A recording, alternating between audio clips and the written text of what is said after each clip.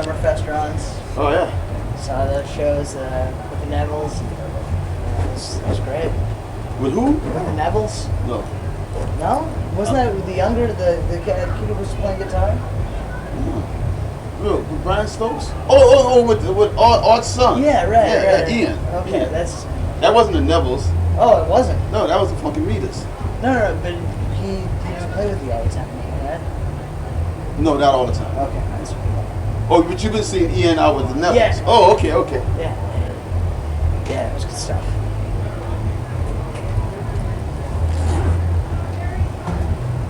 All right, this one you want me to say? This one you gonna say? Yeah. Oh, yeah. I'm just gonna sit in and kind of listen. I'm gonna let you guys rap bass because this guy's the man. Studies with Richard Davis. I don't know if you know him. Yeah, my first question is, why bass for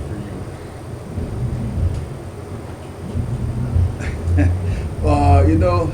I guess it's something I learned to love because I'm a frustrated guitar player. When I first started playing at 8, I was a guitar player, and I studied classical guitar.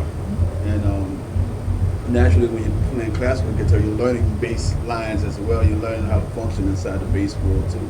So, and during Vietnam, a lot of the bass players in New Orleans got drafted. I was physically couldn't be drafted because I had a crooked spine, a low in my lower spine. So that kept me out of the military. And so then, as a guitar player, there was lots of work for bass players, and there weren't too much work for guitar players. So I switched over.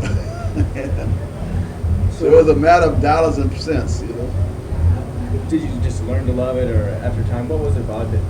No, I switched over because it was it was needed, and as it went on, I learned to love it. Yeah. But I still like playing my guitar. I'm still a frustrated guitar player. Would we ever see you up on stage with a guitar? I have done it. Yeah. A couple of times. Done it just recently, actually.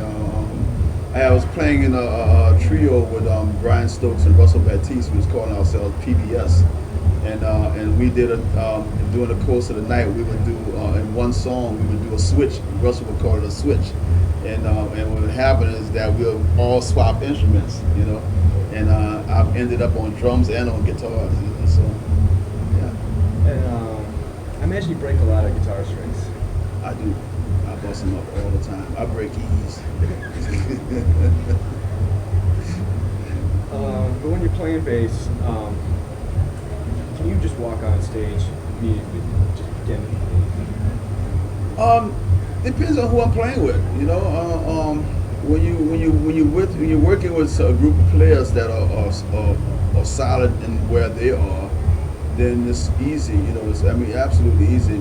If you got a drummer that's really solid, then the role of a bass player is to get as tight as you can get with that drummer, so if you got a drummer that's really solid and consistent, like a Matt Abbs or Russell Batiste or Zigaboo Morales, when you got those kind of players, it's easy job. This is easy to go in there and just pocket, Are there any drummers that you wish you could play with?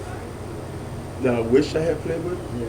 Well, there's quite a few of the guys that have passed away that that I wish that I had time to play with. Some of the older guys. I can't think of another one. There was a drummer from New Orleans named Hungry who was an amazing player. I always heard that, and there was Smokey Johnson who's now he has just lost his legs, so he'll never play again. But he had a stroke a few years back. I had played with Smokey, but it wasn't at the time. It was I kind of sat in on a bebop gig with him, and he wasn't very happy with what I was doing. So I've had my situations where I've gotten into things as a bass player with some of the older drummers that that didn't particularly think that what I who I was couldn't play that kind of music, you know. And my thoughts is that I always wanted to be a musician. You know, I didn't want to label. I didn't want to put a label on myself. You know, I can play music. If it's music, I can play it. You know. So I kind of stayed. But of course, some of the older players, kind of, you know, if you record a 60 strut, then you can't play jazz, you know, and that's the way that they thought, you know. And so a lot of the jazz bebop players, I couldn't get to play with them, you know, and that was, well, I always said it was their loss, you know.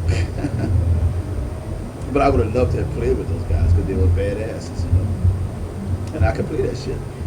You know, I could play it, you know. I wonder what your thoughts are about a lot of other artists covering the meters. I don't have a problem with it at all. You know, I mean, the only thing that I have ever had any trouble with was the hip hop community that was sampling and stealing the shit. You know, and not you know, at least giving us credit. You know, if they don't want to pay us, at least say it's ours. You know, yeah. But you know, that's the only thing. The only thing I've ever had any problems with you know, guys you know, doing you know, using the music or playing it. It's like, I never had any trouble with that. You know, in fact, we did a show. It was a funny story. We did a show with Widespread Panic a couple of years ago, maybe 2-3 years ago in Chicago, and Funky Meters, and we opened for them. And we at the end of our set, we always do Ain't No Use. So we did Ain't No Use, and so the next day I was at home and I was looking at the Funky Meters web page in the chat room, and there was a kid that was at the Panic show, and he you know, he was raving. He said, man, I like this band, man. This is a good band. I like it, but I don't think it's cool for you guys to play Panic songs. Right. You know, needless to say, the Funky Meter fans ate him a new butt. You know, but it was like funny, you know, because, you know, I mean, Panic plays that song, and they're well known for playing it. What do you think of their rendition of it? Oh, you know, I've never heard it. Really? I've never heard it. You know, I've never gotten to be around one of the gigs long enough to hear, you know, the whole gig. I always kind of think that song is close to the end of itself. You know. Yeah. So I've never heard it. I think we also played Just Kiss My Baby, and I think they played that one too. Yeah. And so that particular night we played Just Kiss My Baby and Ain't No Use. Yeah. You know, and you know, this kid was kind of, you know. What was it like playing with the Rolling Stones? Oh man, you know, the Stones, you know, the audiences that you played in front, you know, it took some winning, you know. Some places we know we will receive really well.